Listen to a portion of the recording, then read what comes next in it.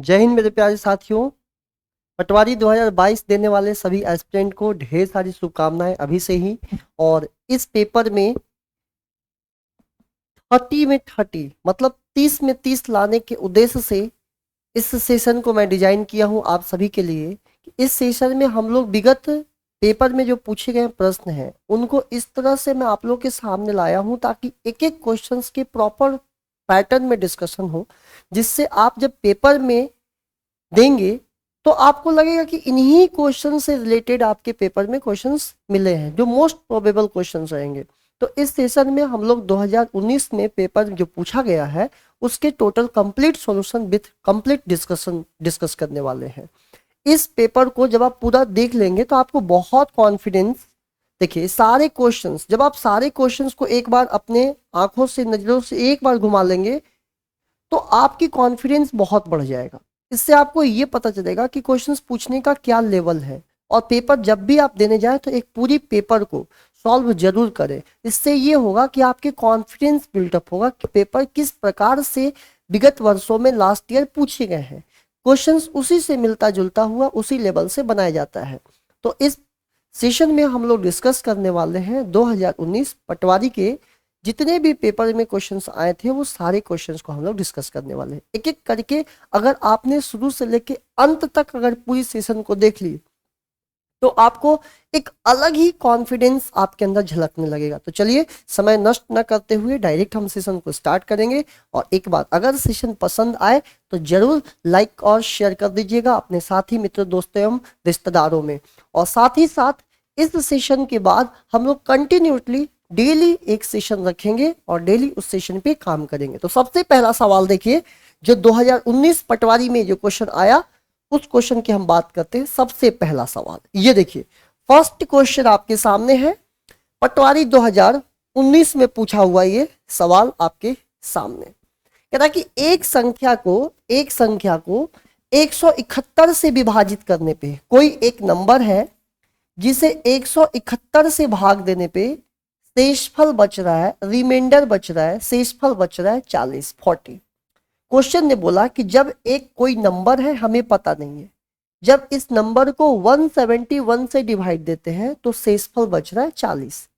यदि उस संख्या को 19 से विभाजित किया जाता है, मतलब सेम नंबर को जब हम 19 से डिवाइड दे देते हैं तो रिमाइंडर कितना बचेगा। जब भी ऐसे प्रश्न आए कि 171 से भाग देने पे 40 बच रहा है तो 19 से भाग देने पे कितना होगा, तो इसी 19 से सिंपल आप इस 40 को डिवाइड दे दीजिए। तो 19 का टेबल पढ़ लेंगे, 19 दूनी 38, और यहां से देख लीजिए रिमाइंडर कितना बचा, शेषफल कितना बचा। तो आंसर आ जाएगा, इसका एग्जैक्ट आंसर लगा दीजिएगा option number C. Option number C लगा के बढ़ जाइएगा। जैसे सपोज करिए कि आपसे इस तरह से क्वेश्चन पूछ लेता, मैं आपसे बोलूं कि किसी नंबर को, कोई एक नंबर है जिसे मैं 63 से डिवाइड दे दिया तो रिमाइंडर बच रहा है 43। जब कोई नंबर को 63 से डिवाइड देते हैं तो रिमाइंडर बच रहा है 43, तो उसी नंबर को 9 से डिवाइड दे तो रिमाइंडर कितना बचेगा। अब इस 9 से डिवाइड दे दीजिए 43 को, तो 9 का टेबल पढ़ेंगे 4 बार, 9 4 जा 36, और यहां से बच जाएगा रिमाइंडर 4। तो उम्मीद करेंगे कि इस टाइप के क्वेश्चंस आप बड़े आराम से सॉल्व कर लेंगे। यहां पर मैंने एक एक्स्ट्रा क्वेश्चन लेके समझा दिया हूं। चलिए बढ़ते हैं अगले प्रश्न पे। अगला सवाल देखिएगा ध्यान से। अब यहां पर समझिएगा, ये ऐसे प्रश्न, ये जो यूनिट डिजिट वाले प्रश्न है, ऐसे प्रश्न आपको पेपर में बहुत देखने को मिलेगा। यूनिट डिजिट आपको बहुत अच्छे से अगर पढ़ना हो तो इसी चैनल पे प्लेलिस्ट में एक यूनिट डिजिट से अलग ही बना हुआ है, प्लेलिस्ट में डालिएगा, यूनिट डिजिट देखिएगा, उसके 2 लेक्चर है कंप्लीट, आप अच्छे से देखिएगा। पूरे यूनिट डिजिट के आप कोई भी क्वेश्चंस कर सकते हैं। फिलहाल अभी यहाँ ध्यान रखिएगा, यहाँ पर मैं आपको कंप्लीट बताता हूं कि किस तरह से यूनिट डिजिट के क्वेश्चंस को करते हैं। कह रहा कि एक नंबर दिया हुआ है 2013 की पावर 2019 के इकाई के स्थान पे, इसके यूनिट डिजिट पे, इकाई के अंक पे क्या आएगा। जैसे मैं आपसे पूछ लेता हूं कि सिंपल, अब बताइए इन दोनों को जोड़ने पे इकाई के अंक पे क्या आएगा। तो आप बोलेंगे कि इन दोनों को जोड़ने पे इकाई अंक यूनिट डिजिट, मतलब केवल हमें यूनिट डिजिट पे ही ध्यान देना है। यहाँ देखिए 4 है, यहाँ 9 है। जब आप 4 में 9 को जोड़ेंगे तो 13 आएगा। 13 2 अंक हो गया, हमें केवल इकाई अंक से मतलब है, तो इसका यूनिट डिजिट हो गया 3। एक चीज समझ आया कि जब हमें इकाई अंक पे काम करना हो तो केवल हम यूनिट डिजिट को पकड़ेंगे, बाकी नंबर से हमें कोई लेना देना नहीं रहेगा। जैसे सपोज करिए मैं आपसे बोल देता हूं कि यहाँ पर 493 इंटू 722 इंटू 493, इसका यूनिट डिजिट बताइए कि इसका इकाई अंक क्या होगा। तो आप बताएंगे कि सर इसमें मल्टीप्लाई हो रहा है, केवल आप यूनिट डिजिट को पकड़ के रखिए, केवल यूनिट डिजिट को पकड़िए, बाकी से मतलब नहीं है। ये देखिए 3, इस 3 का 2 में मल्टीप्लाई होगा, तो 3 में जब 2 का मल्टीप्लाई हो जाएगा तो ये 6 हो जाएगा। 3 में 2 से गुणा करेंगे 6 बन जाएगा। अब इस 6 में फिर से जब 3 से गुणा होगा तो 6 तिया 18 हो जाएगा। अब बताइए 18 का यूनिट डिजिट क्या हो गया, 8। मतलब इन सबको मल्टीप्लाई करने पे एक बहुत बड़ी संख्या आएगी, बहुत बड़ी वैल्यू आएगी, लेकिन उसका जो इकाई के अंक पे आएगा, यूडी जो आएगा, इसको हम यूनिट डिजिट बोलते हैं, वो आ जाएगा 8। समझ पा रहे हैं आप? तो इस तरह से हम यूनिट डिजिट निकालते हैं, ये हमारा कॉन्सेप्ट है। अब आप देखिए कि पावर वाले नंबर को किस तरह से यूनिट डिजिट कैलकुलेट हम कर सकते हैं। जैसे यहां पर दिया हुआ है कि इस नंबर का यूनिट डिजिट क्या होगा। सपोज करिए कि अगर कोई नंबर हमारे पास दिया होता 421 और इसके पावर में कुछ भी दे दे, सपोज करिए, तो अगर किसी नंबर का यूनिट डिजिट पे 1 हो, अगर यूनिट डिजिट पे 1 हो तो 1 का कोई भी पावर हो उसका यूनिट डिजिट 1 लगा के आ जाइएगा। सपोज करिए कि मैं यहाँ एक नंबर लिख दिया, इसका यूनिट डिजिट पे लिख दिया 0 और पावर में कुछ भी लिख दिया। जब हम यूनिट डिजिट निकाल रहे होंगे तो इसका यूनिट डिजिट देखिए क्या दिख रहा है, 0। अब 0 के कोई भी पावर पे हो तो उसका यूनिट डिजिट 0 लगा के आ जाइएगा। इसी तरह से सपोज करिए कि मैं यहाँ लिख दिया 435 के पावर में 49। अब मैं आपसे बोलूं कि इसका यूनिट डिजिट क्या होगा, तो आप बोलेंगे सर इसका यूनिट डिजिट पे देखिए कितना है, 5। 5 का कोई भी पावर हो तो उसका यूनिट डिजिट 5 ही होगा। इसी तरह से अगर कोई नंबर सपोज करिए कि ऐसा है, इसके पावर में मैं कुछ भी लिख दूं, आपको केवल यूनिट डिजिट को देखना है, इकाई अंक को देखना है। तो इसका यूनिट डिजिट इकाई अंक 6 है, 6 का कोई भी पावर हो सोचना भी नहीं है, 6 लगा के आ जाना है।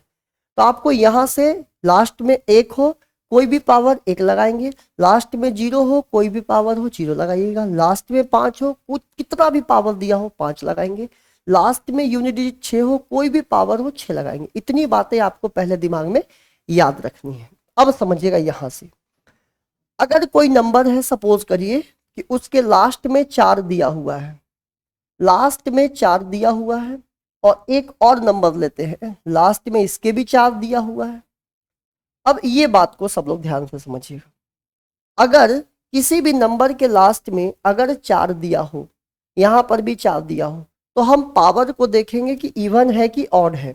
मतलब एक चीज समझ आया कि 4 के पावर में अगर हमारे पास इवन होगा तो उसके लास्ट में 6 बनेगा, 4 के पावर में अगर कोई ऑड नंबर होगा तो लास्ट में 4 बनेगा। कैसे? अब आप देखिए सिंपल सी बात है कि 4 के पावर 1 लेंगे तो 4 आता है, 4 का स्क्वायर लेंगे तो 16 आता है, 16 का यूनिट डिजिट होता है 6। तो एक ऑड नंबर है और 2 जो दिख रहा है वो एक इवन नंबर है। इतनी बातें सभी भाई को बहुत अच्छे तरह से समझ आ रही होगी, किसी प्रकार की कोई प्रॉब्लम नहीं। तो 4 के पावर, अब देखिए ये इवन है कि ऑड है, यहां से पता चलेगा। ये देखिए अगर 2 से कटने वाला नंबर है इसके इकाई के अंक पे, मतलब ये इवन है। और अगर 4 के पावर में इवन नंबर है तो आपको 6 लगा देना है, इसका इकाई अंक पे 6 आएगा। 4 के पावर में देखिए 2 से कटने वाला इसका यूनिट डिजिट पर नंबर नहीं है, मतलब ये ऑड है। और 4 के पावर अगर कोई ऑड नंबर है तो इसका यूनिट डिजिट पे 4 आ जाएगा। देखिए 4 के पावर में ऑड है तो 4 आ जाएगा, 4 के पावर में इवन है तो 6 आ जाएगा। बड़े आराम से आप बता सकते हैं किसी भी नंबर के लास्ट में। सपोज करिए कि मैं इस तरह से कोई नंबर दे दिया और आपसे पूछ लूं कि बताइए इसका यूनिट डिजिट क्या आएगा। आपको यूनिट डिजिट निकालना है, केवल यूनिट डिजिट पकड़िए 4 के पावर, ये देखिए इवन आ गया, 4 के पावर में अगर इवन आ गया, सम संख्या आ गया तो लास्ट में 6 लगा दीजिएगा। अगर इसी तरह से मैं आपसे बोलूं कि बताइए इसका वैल्यू कितना आएगा, इसके इकाई के अंक पे कितना आएगा, तो यहां पर देखिए इसका इकाई अंक 4 है, 4 के पावर में देखिए 2 से कटने वाला नंबर नहीं है, मतलब ये एक विषम संख्या है, ऑड नंबर है। और 4 के पावर में ऑड नंबर, मतलब इसका यूनिट बन गया 4। बातें क्लियर हो गई? तो अब इसी तरह से दूसरा देख लीजिए, अगर हमें 9 के लिए सोचना हो, अगर सपोज करते हैं कि 9 के लिए दिया हो और यहां पर नंबर लिख दिया, इसी तरह से 4 9 के लिए दिया हो और नंबर लिख दे। अब यहां पर जिस तरह से हम लोगों ने 4 का रूल सीखा, सिर्फ सेम 9 के लिए सीख लीजिए। 9 के पावर में अगर कोई सम संख्या हो तो लास्ट में 1 आएगा, 9 के पावर में अगर कोई ऑड नंबर है तो लास्ट में 9 आ जाएगा। सिंपल एक तरीका है, देखिए 9 के पावर में 1 होता है 9 और 9 का स्क्वायर हो जाएगा 81, 81 का मतलब यहाँ पर 1 आ जाएगा। तो अगर यहाँ पर यूनिट डिजिट 9 दिख रहा है, 9 के पावर में देखिए 1 मतलब 2 से नहीं कटने वाला नंबर है ऑड, तो 9 के पावर में ऑड नंबर मतलब लास्ट में 9 आ जाएगा। 9 के पावर में ये देखिए 2 से कटने वाला नंबर मतलब इवन नंबर, और 9 के पावर में अगर 2 से कटने वाला संख्या सम संख्या है तो लास्ट में 1 आ जाएगा। उम्मीद करेंगे कि सभी भाई को इतनी बातें बहुत प्रॉपर तरीके से समझ आ रही होगी। अब यहां से समझिएगा, जैसे मान लीजिए कि किसी भी नंबर के लास्ट में, अब बहुत इंपॉर्टेंट बात है जो आपका पेपर का क्वेश्चन है, यहां से देख लीजिए। अब मैं आपसे बोल दूं कि लास्ट में 2 हो, लास्ट में अगर 2 हो तो क्या करना है, यहां से मान लीजिए लास्ट में अगर S2 है, सेम तरीके से लास्ट में अगर 8 दिया हो, और एक और नंबर ले लीजिए। अब मैं आपसे पूछ रहा हूं कि इसका इकाई अंक क्या होगा, इसका यूनिट डिजिट क्या होगा। इसके यूनिट डिजिट को बहुत ध्यान से देखिएगा। इसके इकाई के अंक पे क्या दिख रहा है, 2 दिख रहा है। इसके इकाई के अंक पे क्या दिख रहा है, 8 दिख रहा है। यहाँ क्या दिख रहा है, 2 दिख रहा है। यहाँ क्या दिख रहा है, 8 दिख रहा है। आपको कुछ नहीं करना है, केवल और केवल एक बात याद रखनी है, 2 के पावर 2 का रूल और 8 का रूल कैसे याद रखना है, सुनिएगा। 2 का रूल और 8 का रूल एक जैसे याद रखिए। 3 का रूल, 7 का रूल बिल्कुल एक जैसा याद रखिए। 8 में 2 से गुणा करेंगे, इन दोनों को मल्टीप्लाई करने पे 16 बनता है, मतलब इसका यूडी होगा 6। 3 में 7 का मल्टीप्लाई करेंगे, 3 सत्ते 21, 21 का मतलब 1, इसका यूनिट डिजिट बनेगा 1। अगर कोई नंबर 4 से विभाज्य है, इसका देखिए पावर अगर 4 से विभाज्य है, पावर यदि 4 से विभाज्य है, 4 से विभाज्य है या डिविजिबल है, ऐसे समझिए, डिविजिबल हो। जैसे सपोज करिए मैं आपसे क्वेश्चन दे दिया कि 2 के पावर 44, अगर 2 यूनिट डिजिट पे है और पावर में 4 से डिविजिबल है, पावर अगर 4 से विभाज्य है तो आंख बंद करके लिख देंगे 2 का रूल 8 का रूल, लास्ट में यूनिट डिजिट 6 आएगा। जैसे मैं यहाँ लिख दिया 8 के पावर में 84। अब बताइए ये 8 है, पावर में जो 84 है ये 4 से कट जाता है, तो आंख बंद करके लिखना है 6। क्लियर है इतनी बातें। यहाँ से देखिए अगर 3 के पावर मैं लिख दिया 48, 3 का रूल और 7 का रूल सेम होता है, यूडी कितना बनेगा 1। कब, जब पावर 4 से डिवाइड हो, जब पावर यदि 4 से विभाज्य हो या डिविजिबल हो। अगर 3 के पावर में 4 से विभाज्य वाली संख्या है तो यहाँ 1 लगा दीजिएगा। इसी तरह से 3 के पावर में अगर 4 से कोई विभाज्य नंबर है तो 1 लगा देंगे। क्लियर हो गया। अब रही बात कि अगर विभाज्य नहीं हो, जैसे सपोज करिए कि आप यहाँ पर लिख रहे हैं 2 के पावर 41। अब आप देखिए ये पावर 4 से नहीं कट रहा है, पावर 4 से नहीं कट रहा है, तो जब पावर 4 से नहीं कट रहा है तो 4 से डिवाइड दिए तो 40 कट गया, लेकिन 1 बच गया। अब जितना हमारा रिमाइंडर बचेगा, शेषफल बचेगा, उसी को 2 के पावर में, यहाँ 2 है तो 2 के पावर में लग दीजिए, आंसर आ जाएगा 2। सपोज करिए कि एक नंबर मैं आपके सामने दे दिया और मैं आपसे पूछ दिया कि बताइए इसका यूनिट डिजिट इकाई अंक क्या होगा, तो इसका यूनिट डिजिट निकालना है। ये देखिए 2 दिख रहा है। अब ये 4 से कटने वाला, 4 से काटने के लिए पूरा भाग नहीं देना है, केवल आखिरी के 2 अंक को 4 से भाग दीजिए, तो 63 को 4 से भाग देंगे, 60 कट जाएगा, 3 बच जाएगा, 3 रिमाइंडर बच जाएगा। अब ये 2 और शेषफल बचा 3, तो 2 के पावर 3, तो 2 के पावर 3 8, मतलब इसका इकाई अंक बन जाएगा 8। ऐसे समझिए, एक नंबर ले लिया और मैं आपसे पूछ दिया कि बताइए 493 के पावर 442 का यूनिट डिजिट कितना होगा। तो कुछ नहीं देखना है, केवल इकाई अंक यहाँ 3 दिखा, 4 से भाग दे दिए। 4 से भाग देने के लिए पूरी नंबर को भाग नहीं देते, केवल आखिरी के 2 अंक को। तो ये 42 को 4 से भाग देंगे, 40 कट जाएगा, 2 बच जाएगा, तो 3 का स्क्वायर, तो 3 का स्क्वायर मतलब इसका यूनिट डिजिट हो गया 9। अब आप देखिए जो पेपर में आपके क्वेश्चंस आए थे कितना आसानी से आप कर सकते थे, कुछ भी नहीं है। अब देखिए कितना सिंपल सवाल है आपके लोगों के लिए, कितना आसान सा बात हो गया। इस क्वेश्चन को करना अब आप लोगों के लिए कितना सिंपल सी बात हो गया, आप देख लीजिए कितना आसान सा बात है। जिनको भी यूनिट डिजिट बहुत ही अच्छे से पढ़ना है, फास्ट करके प्लेलिस्ट में जाइए, यूनिट डिजिट का एक अलग ही सेक्शन है, उसमें आपको कंप्लीट यूनिट डिजिट के बारे में पता चल जाएगा। अब यहाँ पर 213 के पावर 2013 के पावर 2019 का यूनिट डिजिट बताना था, यूडी क्या होगा। आपको यूडी बताने के लिए केवल यूडी पे फोकस करना है। ये देखिए यूडी मतलब इकाई अंक। अब इसे 4 से भाग देना है, तो 4 से केवल 19 को भाग दे दीजिए, आखिरी के 2 अंक को केवल 19 से भाग दे दीजिए। तो ये देखिए 16 तक तो कट गया, 16 तक कट गया, 19 से 16 बाहर निकाल दीजिए, 3 बच गया, 3 हमारा शेषफल बच गया। ये देखिए 3 के पावर 3, 3 के पावर 3 का मतलब हुआ कि 3 को 3 बार मल्टीप्लाई करना है, 3 को 3 बार गुणा करना है, तो 3 3 9 27। अब बताइए 27 हम थोड़ी आंसर देंगे, क्योंकि हम तो इकाई अंक बता रहे हैं, उसका यूडी बता रहे हैं, यूनिट डिजिट पे क्या है, तो आंसर लगा के आइएगा 7। तो इसका एग्जैक्ट आंसर क्या टिक कर देंगे, option number D, D for Devanand. बोलिए क्लियर है? एग्जैक्टली तो देखिए इस तरह से कॉन्सेप्ट बनाना पड़ेगा, तब जाकर बात बनेगी। आइए अगला कंसेप्ट सीखते हैं। यूनिट डिजिट मैंने पूरा क्लियर कर दिया, यूनिट डिजिट से रिलेटेड मैंने एक एक बात समझा दी कि बहुत अच्छे तरह से आप कोई भी क्वेश्चंस को टैकल कर सकते हैं। देखिए क्या कह रहा है कि what will be the common factor, कह रहा है कि आप उसका समान गुणनखंड बताइए। जैसे यहां पर लिखा हुआ है 231 के पावर 234 प्लस 102 के पावर 234, ये एक अलग ग्रुप है। और दूसरी तरफ दिया हुआ है 213 के पावर, यहां पर 123 है, 123 प्लस 120 के पावर 123। अब हमें बताना है कि इन दोनों में क्या कॉमन है, मतलब क्या कौन सी फैक्टर कॉमन है। आपको एक बहुत ही मजेदार बात बताऊंगा, आप खुद आंसर बोल देंगे, आप खुद आंसर बता देंगे। जैसे मैंने यहां पर लिख दिया a के पावर n प्लस बी के पावर n, और ये a के पावर n प्लस b के पावर n, ध्यान रखिएगा ये किससे डिविजिबल होता है, ये डिविजिबल होता है a प्लस बी से। किससे डिविजिबल होगा, a प्लस बी से, सिंपल ऐसे समझिए। तो यहां से ये a मान लेते हैं, इसे b मान लेते हैं, और ये देखिए यहां भी 234 दिख रहा है, ये भी 234 दिख रहा है, मतलब ये भी n है, ये भी n है। और ये डिवाइड किससे हो जाएगा, तो आप बोलेंगे 231 प्लस 102, मतलब इनको जोड़ने पे आ रहा है 303। तो ये किससे विभाज्य है, 303, मतलब 303 इसके अंदर छिपा हुआ है। यहां देखिए इसका भी पावर 123 दिख रहा है, यहां भी 123 दिख रहा है, मतलब a के पावर n प्लस b के पावर n, ये भी विभाज्य होगा a प्लस b से।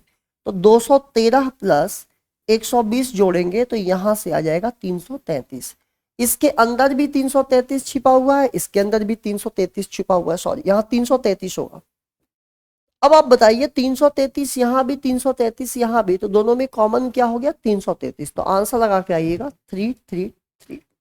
तो कितना आसानी से आप देख पा रहे हैं, यहाँ पर मैंने लॉजिक सिखाया कि a के पावर n प्लस b के पावर n किससे विभाज्य होता है, a प्लस b से विभाज्य होता है। तो a प्लस b जो हो गया इस एक्सप्रेशन का ये फैक्टर हो गया, गुणनखंड हो गया। तो बड़े आराम से हम बता पा रहे हैं कि इसका एग्जैक्ट आंसर क्या होगा। चलिए आगे बढ़ते हैं अगले सवाल की ओर। बात को बहुत अच्छे तरह से समझते चलिए, बड़े आराम से आप सारे क्वेश्चंस को करके आएंगे, पूरे 30 में 30 नंबर लाएंगे, एक नंबर नहीं कटेगी अगर आपने शुरू से लेकर अंत तक प्रॉपर तरीके से मेरे से जुड़े रहे तो।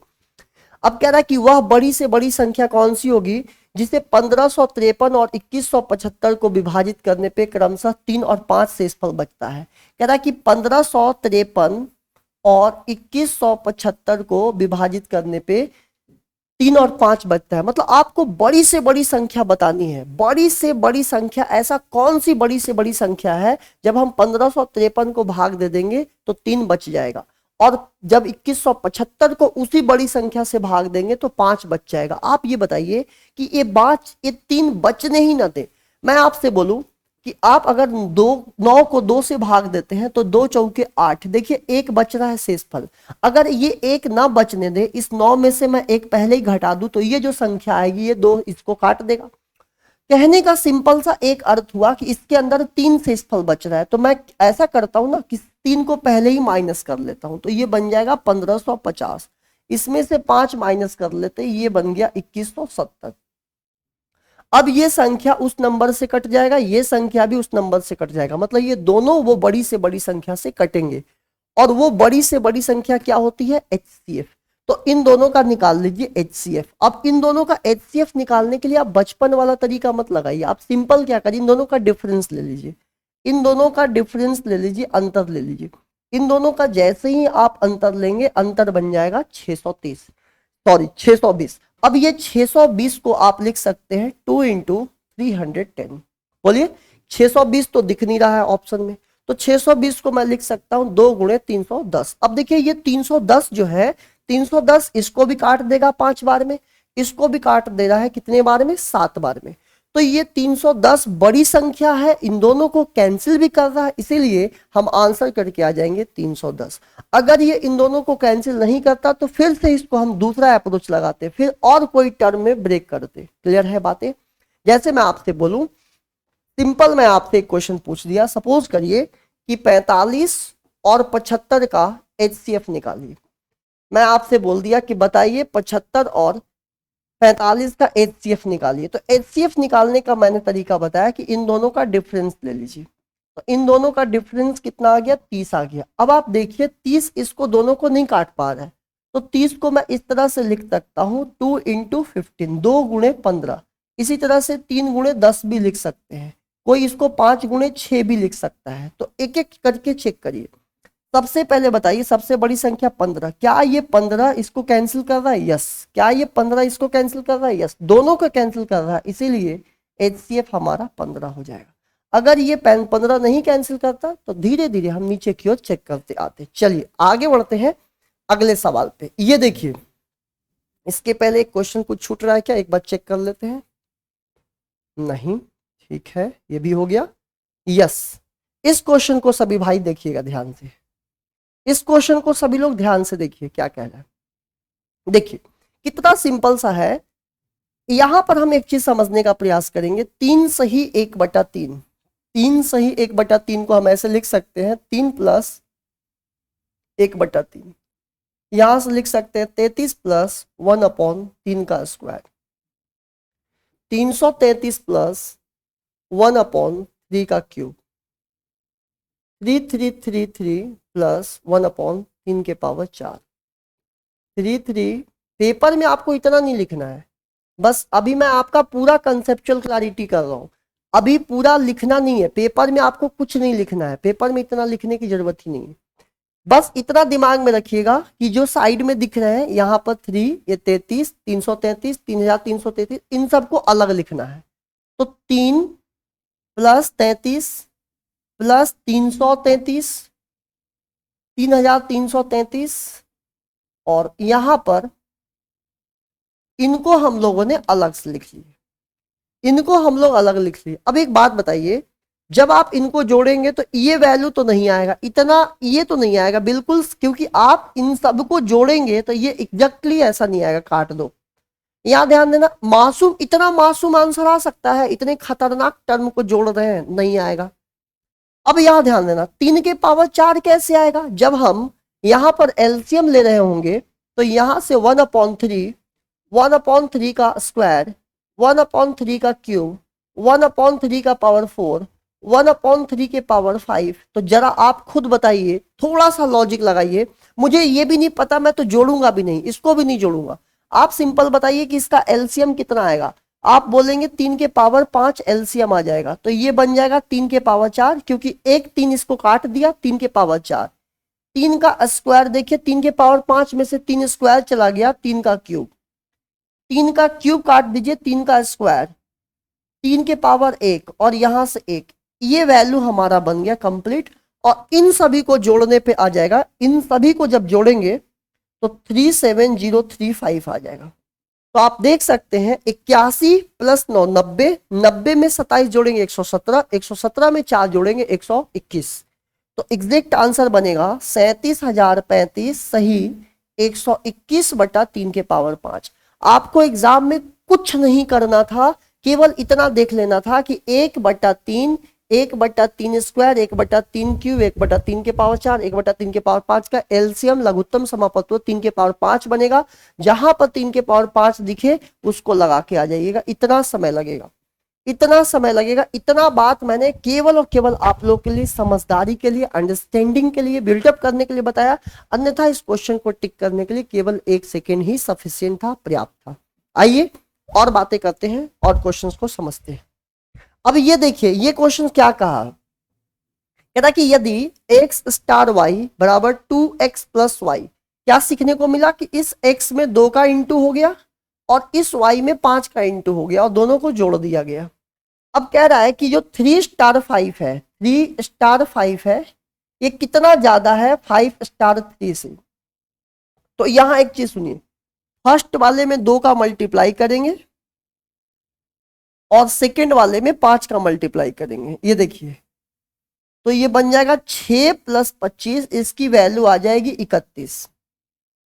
फर्स्ट वाले में 2 का मल्टीप्लाई करेंगे और सेकेंड वाला में, देखिए सेकेंड वाला में किससे मल्टीप्लाई करेंगे, फर्स्ट वाले में 2 का मल्टीप्लाई करेंगे, सेकेंड वाले में 5 का मल्टीप्लाई करेंगे। यहां पर दोनों 5 इसलिए हो गया कि एक 5 से मल्टीप्लाई करना था और ये 5 जो क्वेश्चन में दिया हुआ था वही 5 था। यहां पर देखिए 10 + 15, तो यहां से आ गया वैल्यू 25। क्वेश्चन कह रहा है कि 3 स्टार 5 5 स्टार 3 से कितना बड़ा है। तो 3 स्टार 5 की वैल्यू 31 आई है, जहां की 5 स्टार 3 की वैल्यू 25 आई है। तो बताइए कितना बड़ा है। तो ये 31 में से 25 घटा दीजिए, तो इन दोनों का बीच का जो डिफरेंस आ गया 31 - 25 = 6, मतलब डिफरेंस इसकी आ गई 6। तो एग्जैक्ट आंसर लगा के आइएगा option number C, option number C. इस तरह से हमें क्वेश्चंस को करना है। पहले क्वेश्चंस को समझना है कि क्या क्वेश्चंस कह रहा है, फिर उसके बाद बड़े आराम से आप सिंपली क्वेश्चन को कर सकते हैं बिना किसी एफर्ट्स के। आइए आगे बात करते हैं। अब आप देखिए कितना आसान सा सवाल ये पेपर में पूछा गया है, कितना आसान सवाल है। केवल आपको पढ़ने में लग रहा होगा कि बहुत बड़ा सवाल है, बहुत डराव टाइप के दिख रहा है, देखने में बहुत डरावना टाइप का लग रहा है, लेकिन है नहीं। देखिए कैसे, कह रहा है कि 2 संख्या में से पहली के दुगनी, अब मुझे संख्या नहीं पता है, पहले वाले को x मान लीजिए, ठीक है, कभी कभी x को भी याद कर लिया करिए। तो पहले वाले संख्या को x मान लीजिए, दूसरे को y मान लीजिए। तो पहले के दुगना, तो x का डबल कर देंगे 2x और दूसरे के 3 गुना y का 3 गुना, ये बराबर हो जाएगा 1200 के। ये हमारा इक्वेशन फर्स्ट हो गया। कह रहा है कि जबकि पहली के 5 गुना, मतलब जो x है उसका 5 गुना और दूसरी के 3 गुना, ठीक है, अब इन दोनों को घटाने पे ये बराबर हो गया 900 के। ये हमारा इक्वेशन नंबर सेकंड हो गया। बस अब देखिए खुद से समझिए क्या कह रहा है। क्वेश्चन ने बोला तो दोनों संख्याओं का अंतर बताइए, मतलब x और y का अंतर बताइए। ये +3y और -3y कट गया, दोनों को जोड़ देते हैं तो 5x 2x 7x, 1200 में से 900 जोड़िएगा 2100, तो 7 का वैल्यू काट दीजिए, 21, x का मान आ गया 300, x का मान 300 आ गया। अगर x पूछा होता पहली संख्या तो 300 बताते, किसी भी एक इक्वेशन में रख दीजिए। जैसे मैंने x की वैल्यू 300 रख दिया, यहां देखिए x की वैल्यू को 300 रख दिया फर्स्ट वाले में, तो 2 × 300 + 3y = 2100 हो जाएगा। तो 3y का मान हो जाएगा 2100 में से, देखिए 300 दूनी 600 को घटा दीजिए। अब आप यहां पर एक चीज समझने का प्रयास करिएगा, x की वैल्यू 300 था, तो 300 और यहां पर ये 1200, 2100 नहीं है, यहां देखिए 1200 है। अब यहां एक चीज समझेंगे, अगर ये 600 उधर जाएगा तो 1200 में से 600 गया 600, तो 3 से कैंसिल कर देते हैं, y का मान आ गया 200, y की वैल्यू 200 आ गया, x की वैल्यू 300। हमारा क्वेश्चन है कि दोनों का डिफरेंस कितना होगा, तो x और y का डिफरेंस कितना होगा, 300 में से 200 गया 100, तो इसका आंसर आ जाएगा ऑप्शन नंबर सी। हर क्वेश्चन का ऑप्शन सी ही आ रहा है, क्या बात है, क्या बात है। इससे आप लोग लॉजिक मत लगा लीजिएगा, पता चला कई लोग लॉजिक लगा लेंगे, लगता है सर हर बार सी लगा के आना है क्या ऐसा नहीं है, ये तो संयोग है कि हर क्वेश्चन का आंसर मोस्टली सी ही आ रहा है, लेकिन ऐसा कोई जरूरी नहीं है कि आपके पेपर में भी सी ही आए, ऐसा बिल्कुल भी मत सोचिएगा। चलिए आइए यहां पर देखते हैं अगले सवाल। एकदम आपको 30 में 30 मुझे दिलाना है, कैसे भी 30 में 30 आपके मार्क्स आएंगे तो आएंगे 100%। बस आपको मैं जैसे जैसे बता रहा हूं उसके अकॉर्डिंग काम करते चलिए। 30 में से एक नंबर नहीं कटेगा, एक नंबर नहीं कटेगा, ठीक है। इस चैनल पे बहुत सारी मटेरियल है, बस उसको एक बार मेरे से पूछ पूछ के अच्छे तरह से वर्क करते चलिए। देखिए आप बहुत ही कम समय में मैक्सिमम मार्क्स लाएंगे, और वो भी मैक्सिमम क्या, 30 में 30। कह रहा कि 5 क्रमागत संख्याओं का योग 55 है। क्रमागत का मतलब होता है 5 लगातार संख्या, क्रम से है, 1 2 3 4 5 ऐसे, लेकिन उनको जोड़ने पे 55 बन रहा है, ठीक है। और जबकि 7 क्रमागत संख्या का योग है 77। पहले वाला जो श्रेणी है उसमें सबसे बड़ी संख्या लेना है, दूसरी वाली जो श्रेणी है उसकी सबसे छोटी संख्या लेना है, और उनके बीच का डिफरेंस लेना है। बस इतनी सी बात बोला। आप क्या कर दो, 2 पार्ट में बांट दो। पहले तो अगर ये 5 संख्या है, देखो मैंने 5 स्पेस छोड़ दिए, यहां पर देखो 5 स्पेस मैंने छोड़ दिए, ऐसे 5 डॉट बना लो। यहां पर भी मैंने फटाफट 5 डॉट बना लिए, केवल और केवल अंडरस्टैंडिंग के लिए, और कोई बात नहीं। इनका जोड़ने पे 55 है। अगर बताओ टोटल योग को 5 से भाग दे दे, 55 को 5 से भाग दे दे, तो एवरेज कितना आ गया, औसत कितना आ गया, 11। अगर सबको जोड़ा हुआ, मान लीजिए आपके घर में टोटल 55 रोटी लोग खा रहे हैं, अब 5 लोग में बांटना है, तो 55 को 5 से भाग दें, 11, मतलब हर आदमी 11 रोटी खाया होगा। अगर इस 55 को 5 से भाग दे दे तो औसत आ गया 11। औसत हमेशा बीच में बैठेगा। अब बताइए, ये अगर बीच में 11 है तो इसके आगे रहा होगा, एक आगे 12, इसके आगे रहा होगा 13, 11 से पहले रहा होगा 10, 10 से पहले रहा होगा 9। देखिए 5 आदमी रेडी हो गए।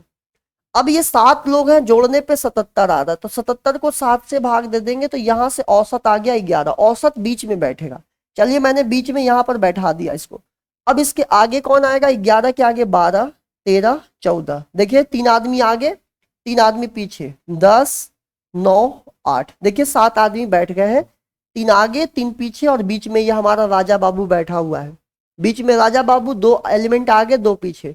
पूछा कि पहले श्रेणी में सबसे बड़ी, तो फर्स्ट वाले श्रेणी में देखिए पहला वाला जो सीरीज बना, इसमें सबसे बड़ी ये है, ये सबसे बड़ी है, ये सबसे बड़ी है। और सेकेंड वाले सीरीज में जाइए, सबसे छोटी, सेकेंड वाले सीरीज में सबसे छोटी हमारा 8 हो गया। अब क्वेश्चन ने बोला कि इन दोनों के बीच का अंतर बता दीजिए, तो ये बताइए इन दोनों का डिफरेंस कितना हो जाएगा। तो बड़ी में से छोटी, मतलब 13 में से 8 घटा दीजिए, तो 13 में से 8 घटा देंगे तो 5 इस सवाल का उत्तर हो जाएगा। तो इस क्वेश्चन का जो एग्जैक्ट आंसर हो जाएगा ना, वो 5 हो जाएगा।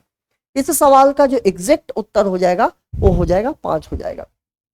ये सारे क्वेश्चंस के आपको अगर पीडीएफ चाहिए तो आप डिस्क्रिप्शन में लिंक डले हैं, वहां पर जाके टेलीग्राम ग्रुप को ज्वाइन कर लीजिए, वहां से इस पूरे क्वेश्चंस की पीडीएफ के साथ आपको बड़े आराम से मिल जाएगा। चलिए अगला सवाल पे बढ़ते हैं। देखिएगा इस क्वेश्चन को सभी लोग ध्यान से देखिएगा। कह रहा कि 35 लीटर मिश्रण में दूध और पानी है। यहां पर समझते हैं हमारा मिक्सचर क्या है, मिश्रण क्या है। मिश्रण बना किससे है, तो बोलेंगे कि इसमें दूध है और पानी है। ये देखिए मिल्क हो गया और वाटर हो गया। मिल्क और वाटर किस अनुपात में है, तो ये 5:2 में है, 5:2 में है। इसमें कितना पानी और मिलाया जाए, इसमें बोल रहा है कि कितना पानी मिला दें, इसमें कितना और पानी मिला दें ताकि ये रेशियो 5:3 बन जाए, 5:3 बन जाए। एक बात बताइए सभी लोग, आपके पास मान लीजिए कि एक बॉटल है, मैं दिखाता हूं, सपोज करिए, प्रैक्टिकली समझते हैं। मान लीजिए कि हमारे पास बॉटल है, अब इसमें दूध भरा है, पानी भरा है। अब मैं बोलूं कि कितना पानी मिलाऊं, तो आपने मिलाया क्या, पानी। तो दूध तो आपने मिलाया नहीं, जितना पहले से दूध रहा होगा उतना ही दूध की मात्रा है। तो जब आपने मिलावट पानी किया है, इसका मतलब है कि दूध में कोई छेड़छाड़ नहीं हुआ, जितना दूध की मात्रा पहले थी उतनी ही अब होना चाहिए। देखिए दोनों की मात्रा बिल्कुल सेम है। अब यहां पर समझने की कोशिश करिए कि पानी पहले 2 था, अब बन गया 3, मतलब पानी कितना यूनिट बढ़ गया, 1 इकाई बढ़ गया है। 2 से 3 बन गया, मतलब 1 इंक्रीज हो गया है। जबकि शुरुआत में दूध और पानी दोनों को मिला दें, दूध और पानी दोनों को मिला दे तो दूध 5 यूनिट और पानी 2 यूनिट, मतलब दोनों को जोड़ने पे 7 इकाई, और यही 7 इकाई में हमारा टोटल मिश्रण हो गया। टोटल मिश्रण हमारा 35 लीटर हो गया, क्योंकि मिश्रण जो शुरुआत में था वो 35 लीटर के बराबर था। ऐसा प्रश्न ने बोला है कि 35 लीटर का मिश्रण था, तो 7 हो गया 35 लीटर को बताएगा, 35 लीटर को। तो ये 7 से कैंसिल कर दीजिए, तो 1 इकाई का मतलब 1 यूनिट का मतलब हो जाएगा 5 लीटर। अब आपसे क्वेश्चन ये बोला है कि बताइए उसमें कितना पानी मिलाया गया, तो पानी 2 से 3 हो गया, मतलब 1 यूनिट मिलाया गया, 1 यूनिट पानी हमें एडिशनल मिलाया गया और 1 यूनिट का मान है 5 लीटर, मतलब 5 लीटर पानी मिलाया गया होगा, 5 लीटर पानी मिलाया गया। क्या बात है, देखिए फिर से ऑप्शन नंबर सी आ रहा है। अब तक एकदम मतलब कसम ही खा लिए होंगे कई लोग, तो इस बार तो जाना है और सी ही सी दे दनादन दे दनादन दे दनादन, सी को टिक करके आना है, ठीक है। ऐसा गलती मत करिएगा आप लोग, वो तो संयोग की बात है कि सब में सी ही ऑप्शन आ रहा है, पर ऐसा नहीं है कि हर बार सी ही आएगा। चलिए आगे बढ़िए, अगला सवाल देखते हैं, इसको समझिए। किसी वस्तु का जो क्रय मूल्य है, क्रय मूल्य मतलब जिस दाम पे हम किसी वस्तु को खरीदते हैं, जिस दाम पे किसी वस्तु को हम खरीद के लाते हैं, उसके विक्रय मूल्य का 20% है। विक्रय मूल्य मतलब जिस दाम पे हम बेचते हैं, तब विक्रय मूल्य क्रय मूल्य का कितना परसेंट है। बड़े सिंपल सवाल होते हैं। प्रॉफिट लॉस की भी आपकी प्लेलिस्ट बनी हुई है, बढ़िया से पढ़ लीजिएगा, शुरुआत के 2-3 लेक्चर देख लीजिएगा, बस कोई भी क्वेश्चन आप तहस नहस करके आ जाएंगे। कह रहा है कि क्रय मूल्य को मैं सीपी बोल देता हूं कि क्रय मूल्य हमारा सीपी है, और विक्रय मूल्य को मैं एसपी बोल देता हूं, सेलिंग प्राइस, ठीक है। अब जो क्रय मूल्य है विक्रय मूल्य का 20% है, ऐसे समझिए 20%। जब कुछ भी समझ नहीं आए ना परसेंट में, तो 20 लिख लीजिए, और ये परसेंट का मतलब होता है नीचे में 100। अब ये देखिए 0 से 0 कट गया, 2 ही कम 2 और 2 पचे 10। इसका मतलब है कि जो क्रय मूल्य है विक्रय मूल्य का 20% है। तो मैं सबसे पहले इस डिनोमिनेटर को हर को मान लेता हूं विक्रय मूल्य एसपी, और इसी 5 का 20% ऊपर वाला बनेगा। तो अगर विक्रय मूल्य हमारा 5 है, तो बताइए इस 5 का 20% ऊपर वाला हो जाएगा, तो ऊपर वाला कितना हो गया 1। ये देखिए हमारा अनुपात बन गया, ये 5 हो गया, ये 1 हो गया। अगर आपको ये नहीं समझ आ रहा है तो ऐसे समझिए कि अगर ये सीपी है, ये एसपी है, मैं अगर इसको 100 मान लेता हूं कि ये हमारा 100 है, तो अगर ये 100 है तो 100 का 20% मतलब 20 हो जाएगा। ऐसे भी कर सकते थे, 20 एकम 20। अब 20 का टेबल पढ़ लीजिए 5 बार, देखिए अगेन वही रेशियो आया। अब क्वेश्चन कह रहा है कि जो विक्रय मूल्य है क्रय मूल्य का कितना परसेंट है। जैसे मैं बोलूं सिंपल सी बात, एक आपसे पूछ लिया कि जो रायपुर है भिलाई का कितना परसेंट है, तो पहले रायपुर आएगा, नीचे में भिलाई आएगा इंटू 100। मैं आपसे बोलूं कि दुर्ग जो है वो रायपुर का कितना परसेंट है, तो पहले दुर्ग आएगा, नीचे में रायपुर आएगा इंटू 100, मतलब जिससे कंपैरिजन करते हैं वो नीचे आएगा। तो विक्रय मूल्य क्रय मूल्य का कितना परसेंट है, तो पहले आप विक्रय मूल्य लिखिए, विक्रय मूल्य मतलब सेलिंग प्राइस 5, नीचे क्रय मूल्य लिखिए और इंटू 100 कर दीजिए, ताकि हम परसेंट बता रहे हैं। तो 5/1 मतलब 5, और इंटू 100 कर देंगे तो 500। परसेंट का मतलब यहाँ पर साइन लगा दीजिए परसेंटेज, तो परसेंटेज का आ गया 500%। आई होप, मुझे लगता है बातों को बहुत अच्छे से आप समझने का प्रयास कर रहे होंगे। तो इस तरह से हम बड़े आराम से क्वेश्चंस को सॉल्व कर रहे होते हैं। आइए, परसेंटेज की भी लेक्चर डले हुए हैं, परसेंटेज का भी प्लेलिस्ट बना हुआ है, जरूर देखिएगा, उससे आपकी बहुत स्पीड पे फर्क पड़ेगा। चलिए अब यहां पर देखिएगा क्या कहना चाह रहा है कि एक कार 120 किलोमीटर प्रति घंटे की गति से ए से बी तक जाती है और बी से ए तक 80 किलोमीटर प्रति घंटे की गति से लौटती है। कुल यात्रा के लिए इसकी औसत गति कितनी होगी। अब यहां समझिएगा, जब भी आपसे प्रश्न में एवरेज स्पीड की बात करें, जब भी आपसे पेपर में एवरेज स्पीड की बात करें, तो आपको याद रखना है कि कुल दूरी, टोटल तय की गई दूरी, टोटल कवर डिस्टेंस, कुल दूरी बटा कुल लगा समय, total distance upon total time. आपको क्या करना है, औसत स्पीड निकालने के लिए कुल दूरी को कुल समय से भाग दे देना है। सिंपल एक बात समझिएगा, जैसे आपसे कोई भी क्वेश्चन में सिंपल एक तरीका, इसका केस समझिए कि अगर कोई इंसान मान लीजिए कि ए बिंदी से बी पॉइंट पे गया, जाते समय इसकी स्पीड थी x किलोमीटर प्रति घंटा, और आते समय x ए से बी जाते समय और बी से ए आते समय इसकी स्पीड थी y किलोमीटर प्रति घंटा।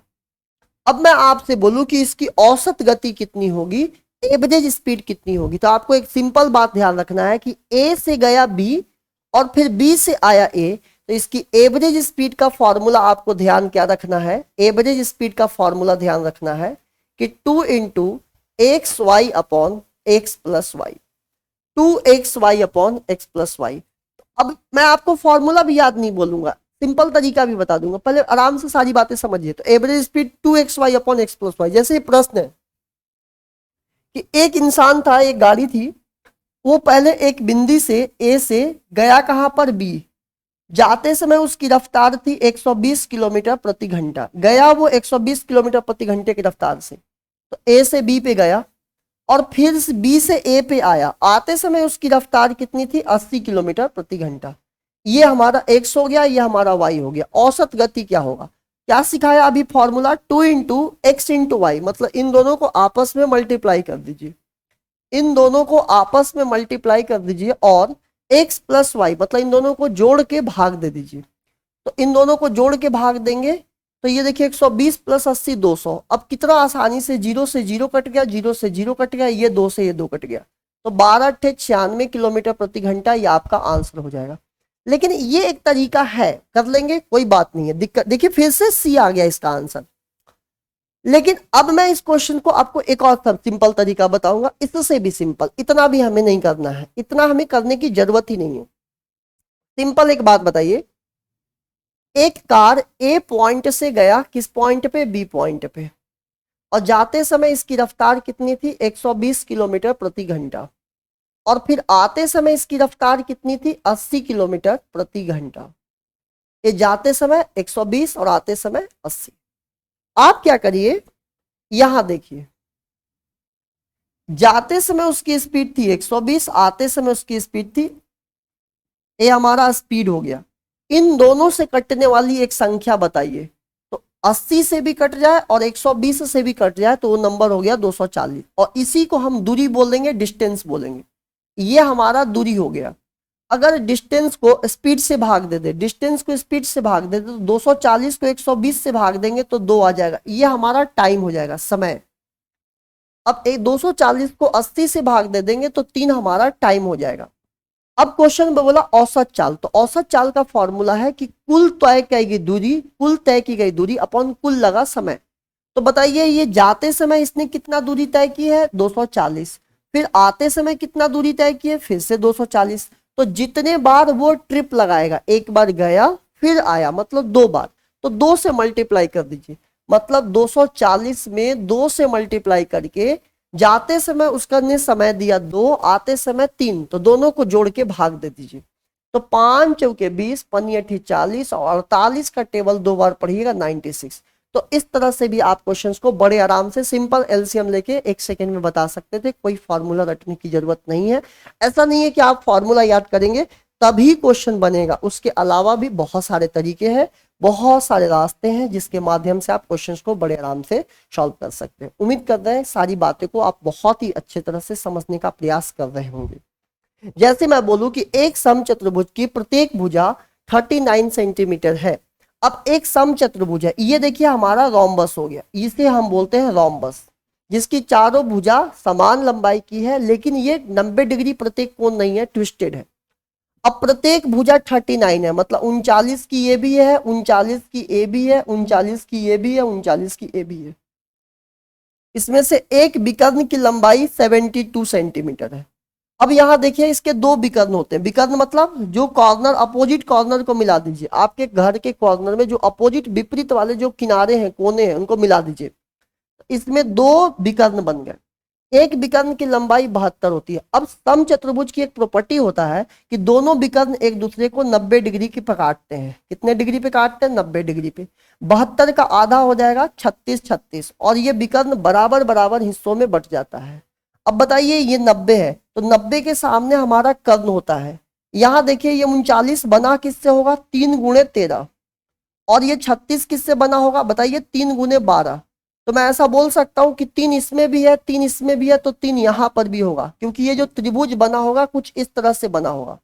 यहां भी 3 गुणे 12 है, यहां भी 3 गुणे 13 है, तो यहां भी 3 गुणे। अब बताइए क्या होगा? बताइए 12 है 13 है तो यहाँ 5 होगा, 5 12 13 एक पाइथागोरियन ट्रिपलेट है, पाइथागोरस के थ्योरम को फॉलो करता है। तो ये बन गया 15, मतलब इसमें 5 का गुणा कर देंगे, तो बताइए ये बन गया 15। जब ये 15 बन गया तो ये भी 15 बनेगा।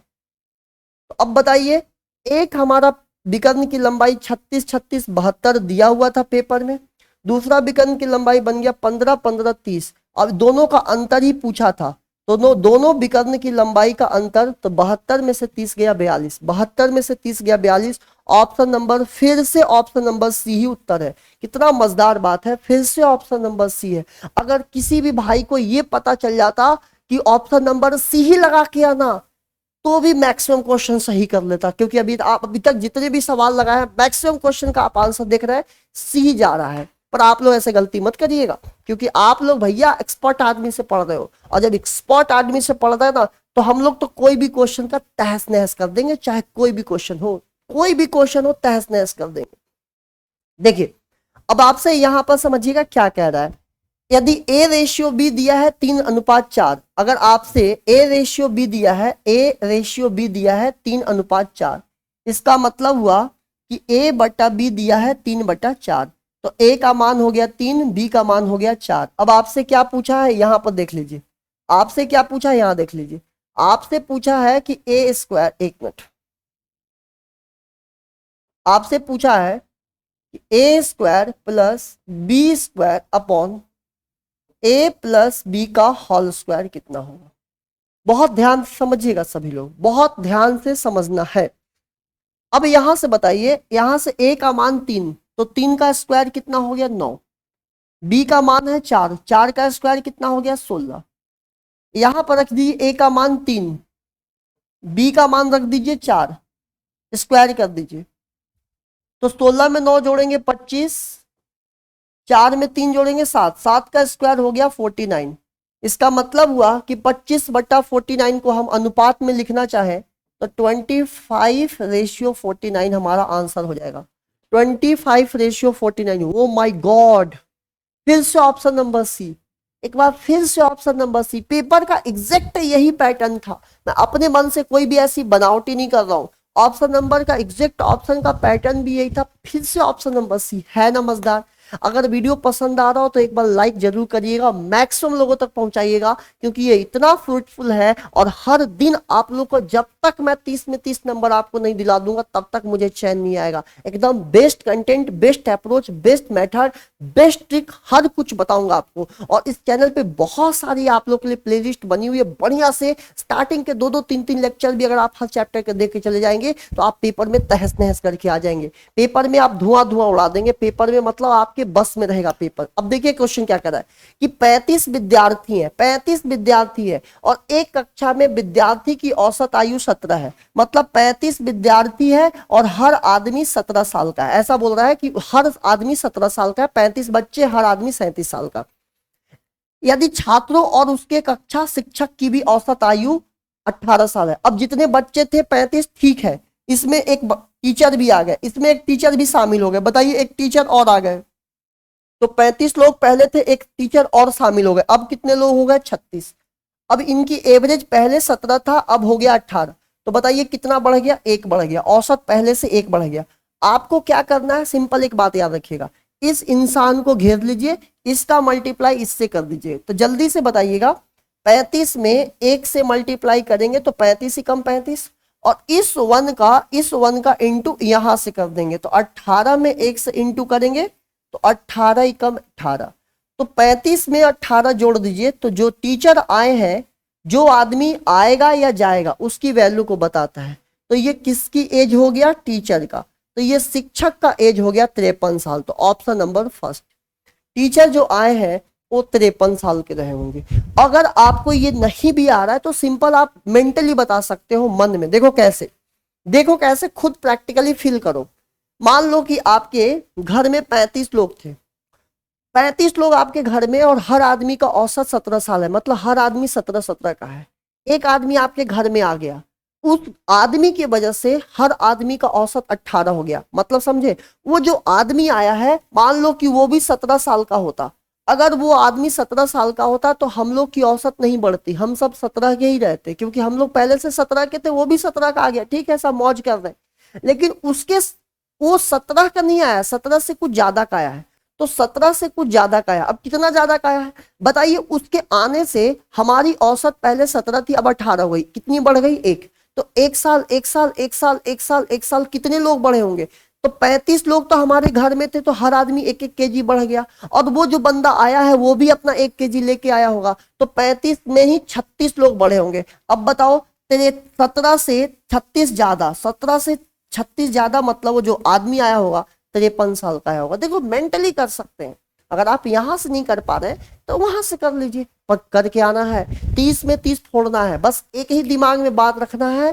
30 में 30, 30 में 30 फोड़ना है तो फोड़ना है। इस क्वेश्चन को मैं आप लोगों को होमवर्क पे रखूंगा, इस क्वेश्चन को जरूर बताइएगा। मुझे अच्छा क्वेश्चन लगा है, आप लोग का भी देखता हूं कि आप लोग की जोश उत्साह उमंग कितना है, कितनी चाहत है पटवारी बनने की, वो भी। फिर अगर नहीं आएगा तो फिर मैं बहुत ही प्रॉपर तरीके से इसको डिस्कस करने वाला हूं। बहुत कुछ है, बहुत कुछ खास है आप लोगों के लिए, बस अच्छी तरह से मेरे साथ वर्क करिए। 30 में 30 नंबर, रीजनिंग की भी क्लास हम लेकर आने वाले हैं, बहुत अच्छे से बस जुड़े रहिए। प्लेलिस्ट में देखिए बहुत काम की चीजें आपको मिल जाएंगी। कह रहा है कि लंब वृत्तीय ठोस शंकु की आधार का व्यास 10 सेंटीमीटर है। अब यहां पर समझिएगा, एक हमारे पास शंकु है, शंकु मतलब कोण, ये देखिए हमारा कोण हो गया, शंकु हो गया, ये हमारा कोण हो गया। इसका आधार का व्यास दिया है 10 सेंटीमीटर। यहां व्यास का मतलब हुआ यहां से लेके ये देखिए पूरी लंबाई, आधा कर दीजिए तो 10 का आधा हो गया 5 इंच, ये हमारी त्रिज्या हो गई। इसकी ऊर्ध्वाधर ऊंचाई, ऊर्ध्वाधर ऊंचाई का मतलब ये होगी, ये वाला हाइट की बोल रहा है कि ये हाइट हो गया 12।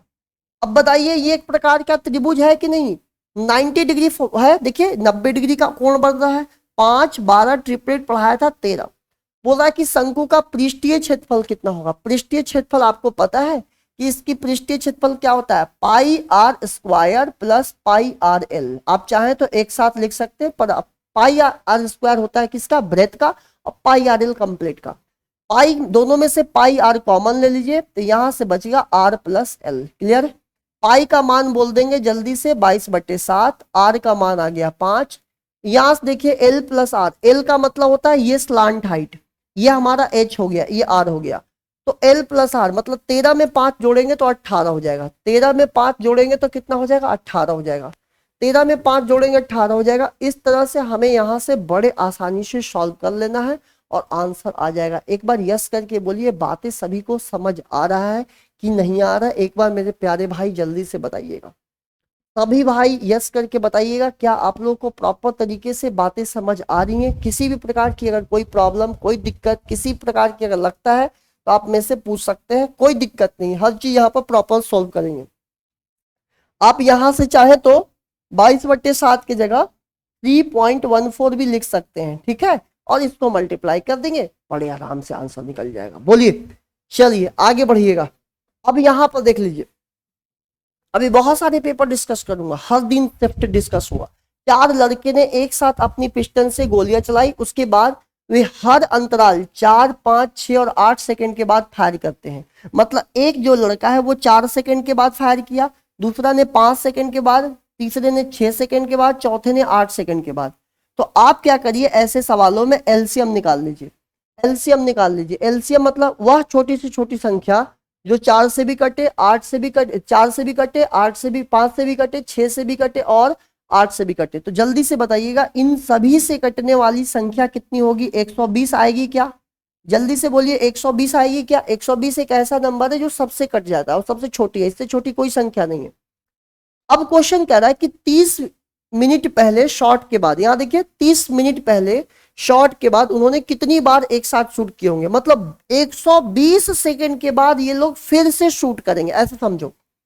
सपोज करो ये लड़का 1 हो गया, ये लड़का 2 हो गया, एक 3 हो गया, ये 4 हो गया, एक 4 सेकंड के बाद शूट कर रहा है, ये 5 सेकंड के बाद, एक 8 सेकंड के बाद, ये तो ये सब किस तरह से चल रहा है, इस तरह से चल रहा है।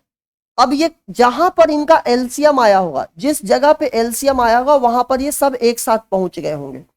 तो ये एलसीएम कितने समय के बाद आया, आप देख लीजिए 120 सेकंड के बाद आया है। तो 30 मिनट में, 1 मिनट में कितने सेकंड होते हैं, 60 सेकंड। 1 मिनट में 60 सेकंड होते हैं, तो 30 मिनट में 30 गुने 60, और इतने सेकंड में कितने बार शूट हुआ होगा एक साथ, तो 120 से भाग दे दीजिए। तो 60 का टेबल 2 बार, 30 का आधा करेंगे तो 15। मतलब अब कई लोग जल्दबाजी में आंसर 15 टिक करके आ जाएंगे। लेकिन एक बात बताइए, सभी लोग जो पहला शूट हुआ था, जो पहला शूट हुआ था, जिस शूट को हम लोगों ने पहला बार में ये देखिए पहला शूट जो हुआ था एक साथ पहले शूट किए होंगे, अब फिर 120 सेकंड के बाद फिर 120 सेकंड के बाद, तो जो फर्स्ट शूट है ना वो छूट जाता है, वो छूट जाता है। तो उसी को छूटने के कारण एक हमें एक्स्ट्रा जोड़ना पड़ेगा और यहां से आंसर आ जाएगा 16। फिर से देखिए ऑप्शन नंबर सी आ गया। मैं आपको इस बात को बहुत ही प्रैक्टिकली समझाता हूं। जैसे देखिए मैं आपसे बोलूं कि यहां से आपका घर है और आपसे घर से 10 मीटर की दूरी पे, यहां देखिए टोटल आपसे घर से ये ए पॉइंट है, ये बी पॉइंट है, ए और बी के बीच में टोटल दूरी है 10 मीटर। और मैं बोलूं कि हर 2 मीटर पे लाइट लगा हुआ है, हर 2 मीटर पे लाइट लगा हुआ है, हर 2 मीटर पे लाइट लगा हुआ है। तो आप बताइए 10 मीटर लंबाई है, हर 2 मीटर पे लाइट लगा है, तो आपके अकॉर्डिंग कितने लाइट लगेंगे, कितने स्ट्रीट लाइट लगेंगे? 5। लेकिन आप देख लीजिए कितने स्ट्रीट लाइट लगेंगे, 1 2 3 4 5 6 लगे कि नहीं लगे? क्यों? क्योंकि शुरुआत वाला जो स्ट्रीट लाइट है ना, जो शुरुआत में लगा होगा, फिर 2 मिनट के बाद, फिर 2 मीटर के बाद, फिर 2 मीटर के बाद, फिर 2 मीटर के बाद, तो आपने शुरुआत वाला स्ट्रीट लाइट को कंसिडर ही नहीं किया। तो जब भी हम इस तरह के क्वेश्चन सॉल्व करते हैं तो शुरुआत में +1 इसलिए जोड़ते हैं क्योंकि हम स्टार्टिंग वाले को काउंट नहीं कर रहे होते हैं। तो उम्मीद करेंगे कि आपको ये बातें अच्छी तरह से समझ आ गई होगी कि कैसे हम करते हैं इस टाइप के क्वेश्चंस को। चलिए आइए इसको देख लीजिए, इसको समझते हैं। कह रहा है कि धातु के बने एक घनाभ का भार 500 किलोग्राम है। अब एक धातु से बना हुआ कोई घनाभ है जिसका भार वजन दिया है 500 केजी, 500 केजी इसका भार दे दिया है।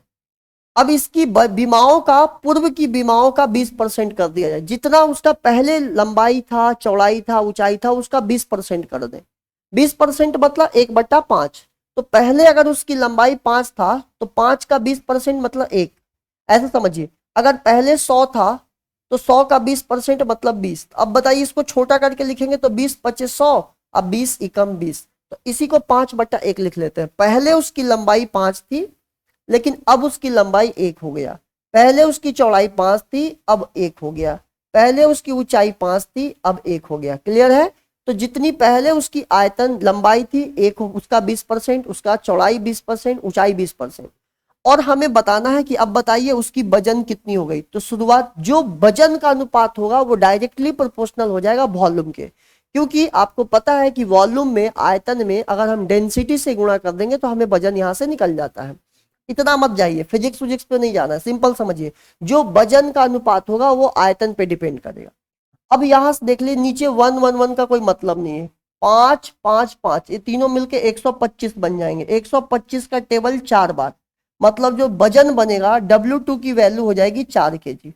तो आंसर लगा के आइएगा 4 केजी। तो 4 केजी इस सवाल का एग्जैक्ट आंसर हो जाएगा। 4 केजी लगा दीजिएगा, बड़े आराम से आप क्वेश्चन को निकाल के आगे बढ़ गए। चलिए आगे बढ़ जाइएगा। इस क्वेश्चन, ये देखिए क्वेश्चन रिपीट हो गए हैं, ये क्वेश्चन बिल्कुल देख लीजिए रिपीट हो जाएगा। अब यहां पर देखिए आपको क्या करना है, जो क्वेश्चंस अभी बचे हुए हैं मैं सारा क्वेश्चंस आप लोगों को कंप्लीट करवाने वाला हूं, बिल्कुल आराम से बस बने रहिए। बस आपको क्या करना है, ये टेलीग्राम है हमारा ग्रुप, इसको ज्वाइन कर लेना है। ये जितने भी क्वेश्चंस हम लोगों ने अभी डिस्कस किए ये सारा का सारा आपको PDF फॉर्म में अवेलेबल हो जाएगा, आप खुद से प्रैक्टिस कर सकते हैं। और इसी तरह की सेशन हर दिन मैं आप लोगों को देते रहूंगा, बस अच्छे तरह से आप पढ़ते रहिए, पूरी जोश उत्साह। ऑफलाइन कमेंट करके जरूर बताइएगा कि आप लोग को सेशन कैसा लग रहा है, इस तरह की कौन सा टॉपिक का आप डिमांड है, कौन सा टॉपिक आप पढ़ना चाहेंगे। और मैं पूरा का पूरा प्रीवियस ईयर का आपको करवाते चलूंगा ताकि आपके अंदर कॉन्फिडेंस आए।